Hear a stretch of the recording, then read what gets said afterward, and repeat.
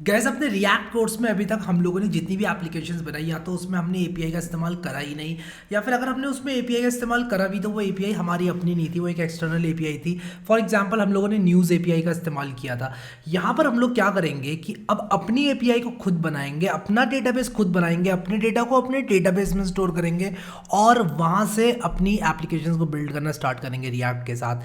तो हम लोग यहाँ पर इंट्रोडक्शन देखेंगे मर्न स्टैक का कि मर्न स्टैक क्या होती है। मुझे पता है आप में से कई लोगों को मालूम होगा कि मर्न स्टैक क्या होती है। मर्न स्टैक के अंदर M for MongoDB, E for express, R for react, N for Node.js, इन चारों का इस्तेमाल किया जाता है और एक बहुत ही पावरफुल एप्लीकेशन बनाई जाती है। अब से हम लोग यही देखेंगे कि इस एप्लीकेशन को किस तरह से हम लोग पुट टुगेदर करेंगे। तो यहाँ पर जल्दी से हम लोग देखते हैं इस चीज़ को और उसी के साथ साथ हम लोग क्या करेंगे कि समझेंगे कि कैसे हमारी एप्लीकेशन स्ट्रक्चर होने वाली है। तो MERN stands for MongoDB, Express, React, Node after the four key technologies that make up the stack. तो ये जो नाम रखा गया है मर्न का वो इन चार टेक्नोलॉजीज़ के आधार पर रखा गया है, MongoDB, एक्सप्रेस, रिएक्ट और नोड। अभी तक हमने न्यूज़ एपीआई इस्तेमाल करी थी, इसलिए हमको एक्सप्रेस की ज़रूरत नहीं पड़ी थी, हमें नोड की ज़रूरत पड़ी थी, सिर्फ अपने रिएक्ट सर्वर को स्टार्ट करने की पड़ी थी, बट किसी एक्सटर्नल एपीआई में हम लोगों ने नोड वगैरह का इस्तेमाल नहीं किया। अब हम लोग क्या करेंगे कि अपनी एपीआई खुद बनाएंगे, अपने डेटाबेस से उसको कॉन्फ़िगर करेंगे एपीआई को और उसी के साथ साथ वहाँ से हम लोग चीज़ों को आगे लेकर जाएंगे। तो इन चारों के बारे में एक बहुत ही ब्रीफ इंट्रोडक्शन देना चाहूँगा। सबसे पहले MongoDB क्या है। ये MongoDB एक डॉक्यूमेंट डेटाबेस है। क्यों इस्तेमाल कर रहे हैं MongoDB? MySQL क्यों नहीं या PostgreSQL क्यों नहीं? उसका रीज़न ये है कि ये डॉक्यूमेंट डेटाबेस है, जावास्क्रिप्ट के साथ बहुत अच्छी तरह अलाइन होता है और जब आप MongoDB के साथ काम करते हैं और इसमें डॉक्यूमेंट्स डालते हैं तो वो जावास्क्रिप्ट से बहुत ज़्यादा सिमिलर होते हैं और आप लोगों को जावास्क्रिप्ट में काम करने वाली फील आती है। सेम चीज़ एक्सप्रेस जो हम यूज़ कर रहे हैं वो भी हम इसीलिए कर रहे हैं। एक्सप्रेस Node.js का एक वेब फ्रेमवर्क है, हम Node.js इसलिए इस्तेमाल कर रहे हैं ताकि सारे काम हम जावास्क्रिप्ट के अंदर ही करें। रिएक्ट में हम जावास्क्रिप्ट ऑलरेडी लिख ही रहे हैं, जावास्क्रिप्ट से हम बच नहीं सकते क्योंकि ब्राउज़र पे जावास्क्रिप्ट रन करती है। रिएक्ट में हम लोग जावास्क्रिप्ट लिख ही रहे हैं।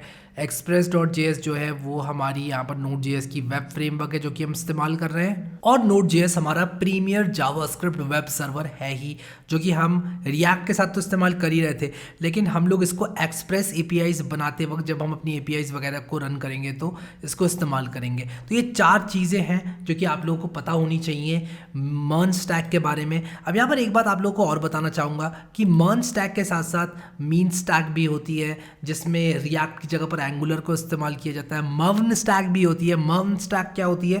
MEVN, जिसमें Vue.js को इस्तेमाल किया जाता है। फ्रंट एंड का प्रीटी मच कोई भी फ्रेमवर्क इस्तेमाल कर सकते हो आप लोग। हम लोग रिएक्ट को इस्तेमाल करेंगे ऑब्वियसली क्योंकि ये रिएक्ट का ट्यूटोरियल है और यहाँ पर एक फुल स्टैक मर्न ऐप बनाने की कोशिश करेंगे। तो यहाँ पर आप लोगों को बताना चाहूँगा कि अगर आप लोग एक फुल स्टैक वेब डेवलपर बनना चाहते हो तो मर्न स्टैक को चुनना एक बहुत ही आसान सा राउट है क्योंकि आपको सिर्फ जावास्क्रिप्ट आनी चाहिए। कोई दूसरी लैंग्वेज आप लोगों को ऑलमोस्ट ना के बराबर लगती है।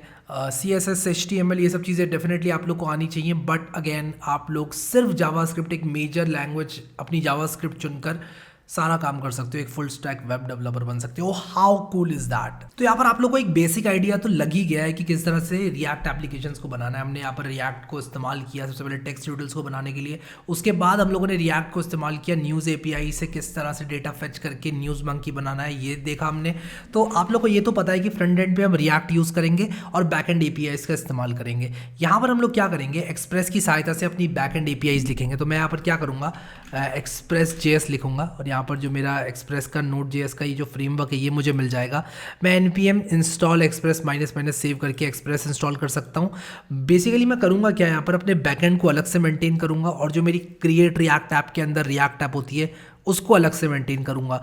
अब आपके दिमाग में सवाल होगा कि क्या नोड मॉड्यूल्स जो होंगे इस एक्सप्रेस एप्लीकेशन के और उसी के साथ साथ हमारा जो यहाँ पर हमने ऑलरेडी क्रिएट रिएक्ट ऐप से एप्लीकेशन बनाई है उसके क्या दोनों के नोड मॉड्यूल्स सेम होंगे? नहीं, सेम नहीं होंगे और उसका रीज़न मैं आप लोग को बताता हूँ। हम लोग नोड मॉड्यूल्स को सेपरेट रखेंगे क्योंकि हम चाहते हैं कि हमारा बैकएंड एकदम एक सेपरेट एंटाइटी हो। जिस तरह से हमारी न्यूज़ एपीआई एक सेपरेट एंटाइटी थी, हम उसी तरह एक एक्सटर्नल एपीआई की तरह बनाएंगे इसको। जो हमारी एक्सप्रेस ऐप से हम एपीआई बनाने वाले हैं वो एक एक्सटर्नल एपीआई के तौर पे बनाएंगे और उन एपीआईज को इस्तेमाल करेगा हमारा React.js का फ्रंट एंड। ठीक है, तो बैकएंड करके हम एक अलग से फोल्डर बनाएंगे और उसके अंदर सारे के सारे पैकेज JSON, नोड मॉड्यूल्स ये सब चीज़ों को डालेंगे। तो एक्सप्रेस एक तो आपको इंस्टॉल करना है और उसी के साथ साथ आप लोगों को MongoDB भी इंस्टॉल करना है।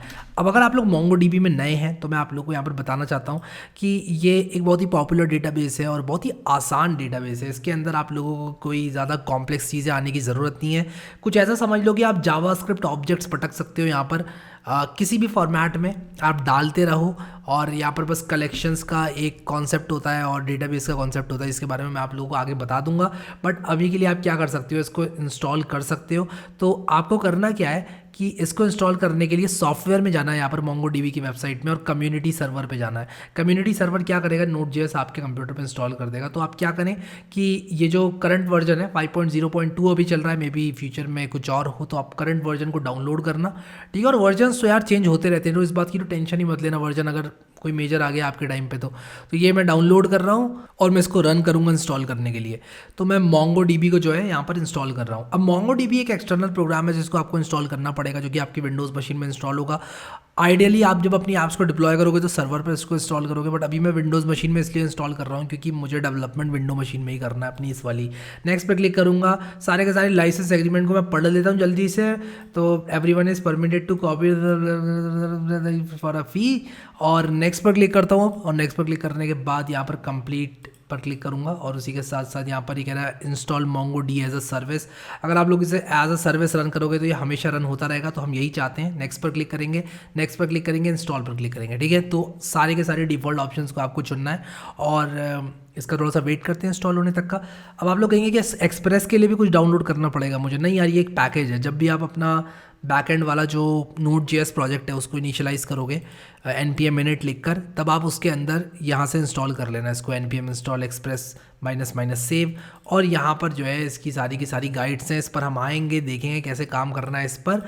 बट हमारा MongoDB जो है वो ऑलमोस्ट इंस्टॉल हो चुका है। ये कुछ परमिशंस वगैरह मांग रहा है, कॉपी कर रहा है फाइल्स को, तो इसको होने देता हूँ मैं, और ये जैसे ही कंप्लीट होगा मैं वापस आता हूँ। तो यार ये इंस्टॉल हो गया और ऑटोमेटिकली ये सेटअप हो रहा है, और इसी ने साथ में जो MongoDB कॉम्पस है वो भी इंस्टॉल कर दिया। तो इन सब चीज़ों के बारे में हम लोग बात करेंगे। अभी के लिए मैं इसको बंद कर देता हूँ यहाँ पर, और फिनिश पर क्लिक कर देता हूँ, क्योंकि सारे के सारे काम जो है वो हो चुके हैं। और यहाँ पर आप लोगों ने अगर अभी तक रिएक्ट की प्लेलिस्ट एक्सेस नहीं करी है तो इसको ज़रूर एक्सेस कर लेना, क्योंकि यहीं पर हम लोग सारे के सारे काम करने वाले हैं। हम लोग जो अपनी अगली मर्न ऐप बनाएंगे वो इसी प्लेलिस्ट में मैं ऐड करूँगा सब।